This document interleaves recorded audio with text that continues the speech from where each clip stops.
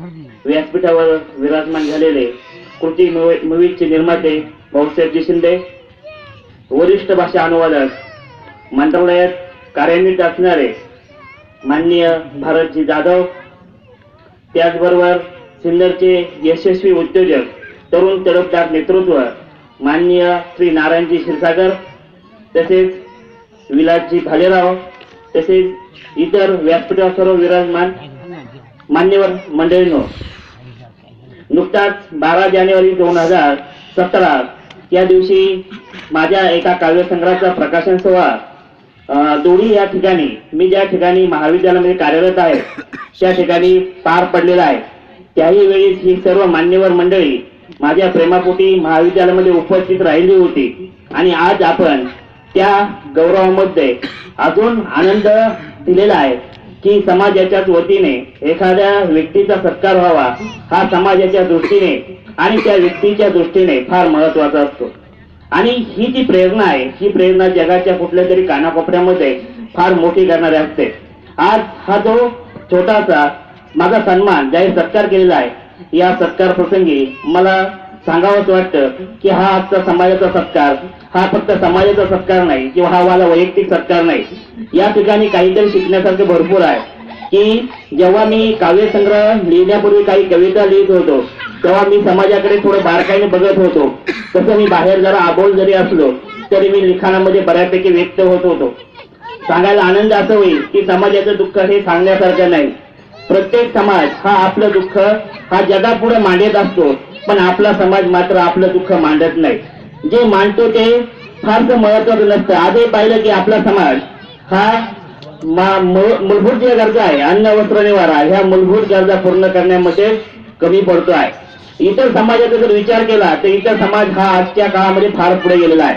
विशिष्ट समाज एका आरक्षणाच्या मुद्द्यासाठी एकत्र येतो आणि मात्र आपण आरक्षणाच्या त्या सोडून आपण अन्न वस्त्र निवारा ह्या मूलभूत गरजा देखील पूर्ण करू शकत नाही. आणि मग अशा वेळेस आपल्या इतर ज्या महत्वाच्या गरजा आहेत त्या फार दूर राहतात. आज या निमित्ताने मला सांगावंच वाटतंय की समाज एकवटतो आहे, हे समाजाच्या दृष्टीने आणि आपल्या सर्वांच्या दृष्टीने एक आनंदाची बाब आहे. हा एकवटलेला समाज पुढे आपल्याला फार पुढे घेऊन जाऊ शकतो. आणि म्हणून शब्दांनाही कोडे पडावे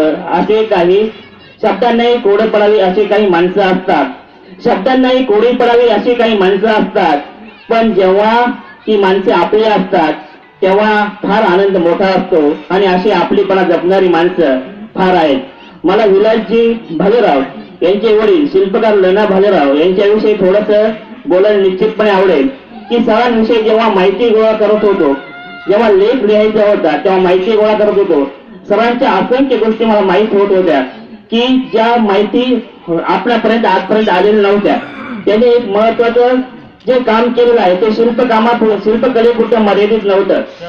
शिल्पकला ही फक्त दगडात सजीवता आणण्यासाठी केलेले काम होतं. त्या व्यतिरिक्त अनेक रूप, अनेक भूमिका, आदर्श आध्यात्मिक मार्गदर्शन की त्यांनी अनेक व्यक्तींना, मलाही आठवतंय मी जेव्हा लहान होतो तेव्हा सरांकडे जात होतो की कौटुंबिक अनेक प्रकारच्या समस्या सोडवण्यासाठी बाबांकडे लांबून लोक येत असायचे आणि त्यांना जे सांगितलेले उपचार असेल किंवा काहीतरी सांगितले तोडगे असेल, या तोडग्याने अनेक कुटुंब हे सुस्थितीमध्ये पुढच्या काळामध्ये कार्यान्वित झालेले आहे.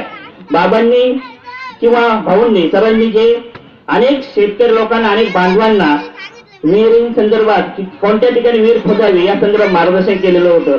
आणि आजही सरांनी सांगितलेल्या प्रत्येक विहिरीला तुडुंबाचं पाणी आहे. हे असं असंख्य भूमिका निभावणारं व्यक्तिमत्व. जेव्हा मॉडर्न हायस्कूल अकोले या ठिकाणी मी सरांविषयी माहिती मिळवण्यासाठी गेलो तेव्हा तेथे असं कळलं की सरांसारखा माणूस, शिल्पकार किंवा शिक्षक त्या महाविद्यालयामध्ये किंवा त्या संस्थेमध्ये झालेला नाही. सरांनी कागदाच्या लगदापासून मूर्ती बनवल्या होत्या की ज्या मूर्ती आजही काही ठिकाणी मिरवणुकीच्या मूर्ती म्हणून सांभाळल्या जातात. हनुमान मंदिर अकोल्याची व्यायामशाळा असेल त्या ठिकाणी कागदाची मूर्ती ही मिरवणुकीसाठी आजही वापरली जाते. रंगकर्मी होते, विविध प्रकारच्या व्यासपीठावर भूमिका निभावणारे एक कलावंत होते. व्यासपीठाची सजावट असेल या सगळ्या गोष्टी त्यांनी व्यवस्थितपणे पार पाडल्या. असं एक अनोखं व्यक्तिमत्व शिल्पकार भालेराव यांना समाजभूषण पुरस्कार मिळाला. हा एक विशेष आनंद सोहळा आहे. त्याबद्दल किंवा या समाजाच्या सगळ्या प्रेमापोटी हा जो सगळा सन्मान झालेला आहे त्या सन्मानाला मी जाहीर आभार मानतो आणि माझे लांबलेले 2 शब्द थांबवतो. जय विश्वकर्मा, जय हिंद, जय महाराष्ट्र.